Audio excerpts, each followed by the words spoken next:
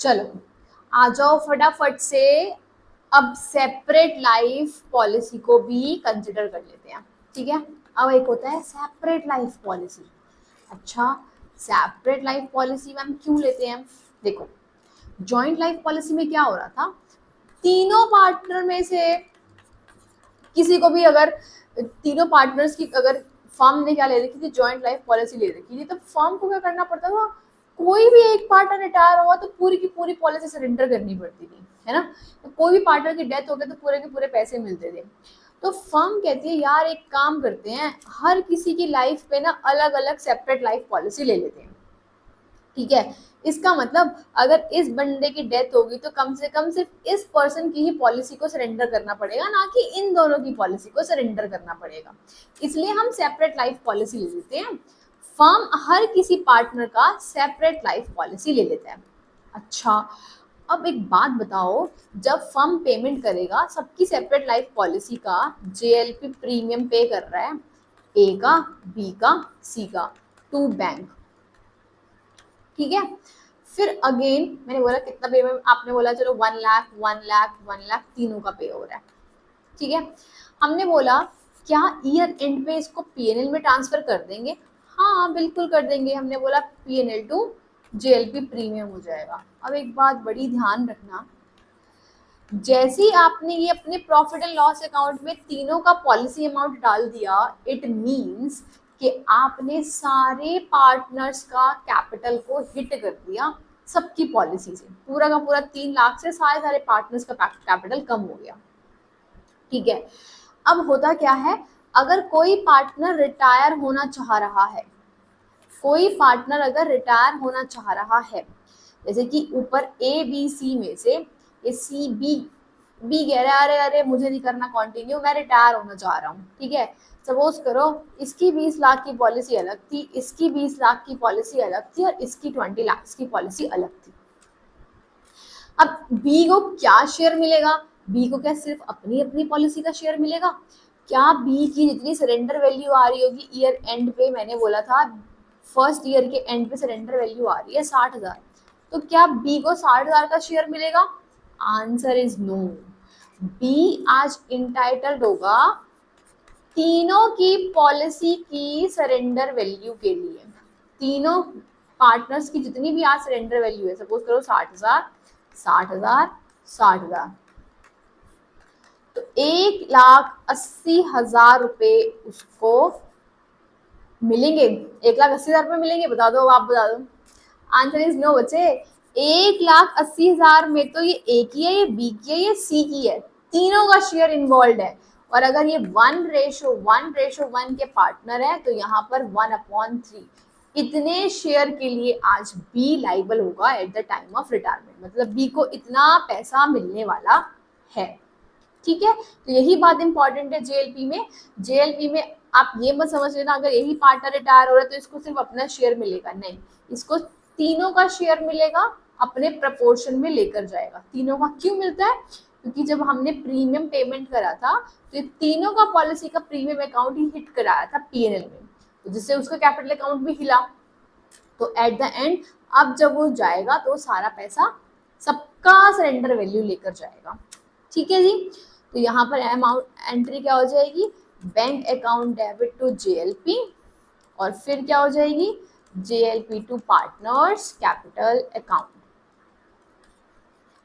ठीक है जी। बात समझ में आती है? जैसे कि 1,80,000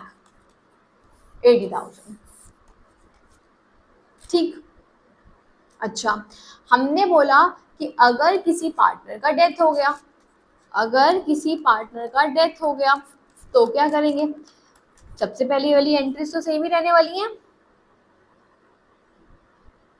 तो अगर किसी पार्टनर का डेथ हो गया तो मुझे bank account debit to JLP पैसा मिलने वाला है ना।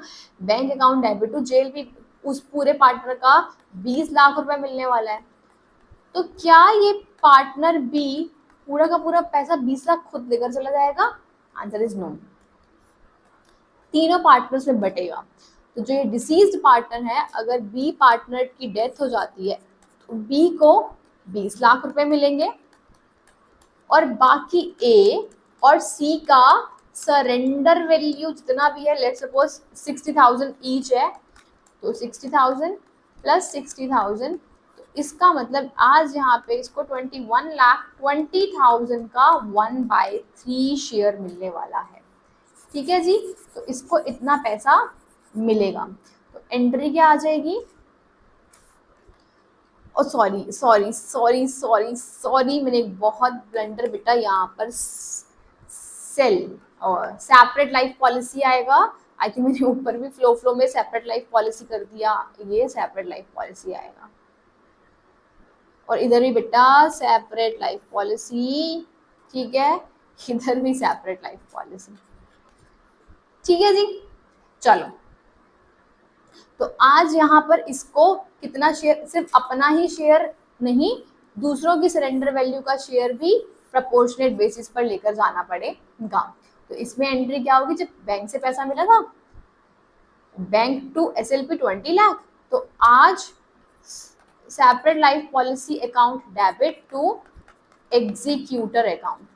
लेकिन यहाँ पर तो एग्जीक्यूटर अकाउंट को जो ये मिला है तो सिर्फ 20 लाख है। हाँ, तो यहाँ पर 20 लाख ये करोगे separate life policy of deceased partner और separate life policy of existing partners का सरेंडर वैल्यू यहाँ लेने वाले हो। ठीक है, क्योंकि ये गेन है बच्चा, इसीलिए पार्टनर्स कैपिटल अकाउंट में डिस्ट्रीब्यूट हो रहा है। दोबारा से देख लो, मेरे पास सबसे पहले अगर डेथ हो जाएगा तो बैंक से पैसा मिला और bank account debit to separate life policy of deceased partner, madam कितना मिलेगा, एक ही पर्सन की डेथ हुई है तो 20 लाख मिलेगा, यहाँ पर भी 20 लाख।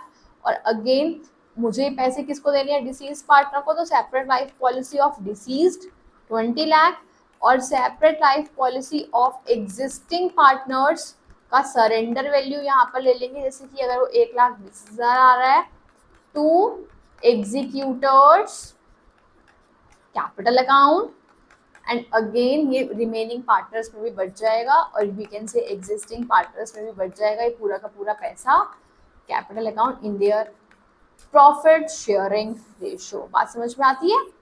यही बात मैंने आपको यहाँ पर समझाई थी। ठीक है, कि सबको सबका पैसा मिलेगा, सरेंडर वैल्यू मिलेगी। इतना सही कॉन्सेप्ट है सेपरेट लाइफ पॉलिसी का। और यहाँ पर एक और बात, यहाँ पर मुझे बैंक से पैसा मिल नहीं रहा, एक्चुअली में मैंने यहाँ पर आपको दिखाया है, लेकिन जब हम सरेंडर कर रहे हैं, कोई पार्टनर रिटायर हो रहा है, तो यहाँ पर हम सीधा SLP अकाउंट डेबिट कर देंगे टू पार्टनर्स कैपिटल अकाउंट, जिसमें इसको मिलेगा कितना, तीनों पार्टनर्स का सरेंडर वैल्यू का उसका प्रोपोर्शनेट शेयर मिलेगा, तो SLP to partners capital account आ जाएगा। ठीक है जी,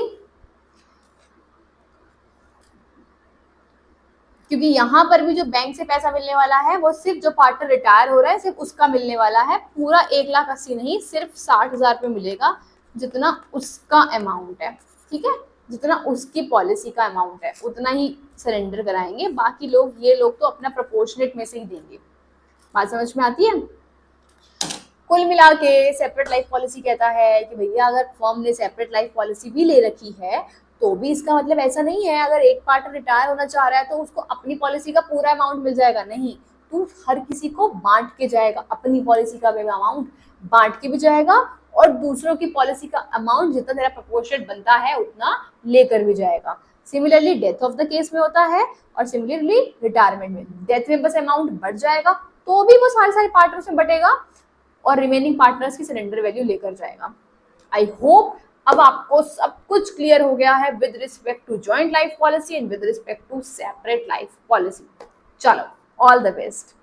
और अगेन इन वीडियोस को बहुत सारे स्टूडेंट्स के साथ शेयर करो सो दैट बच्चों को फायदा हो सके, and do like, share and subscribe our channel. All the best.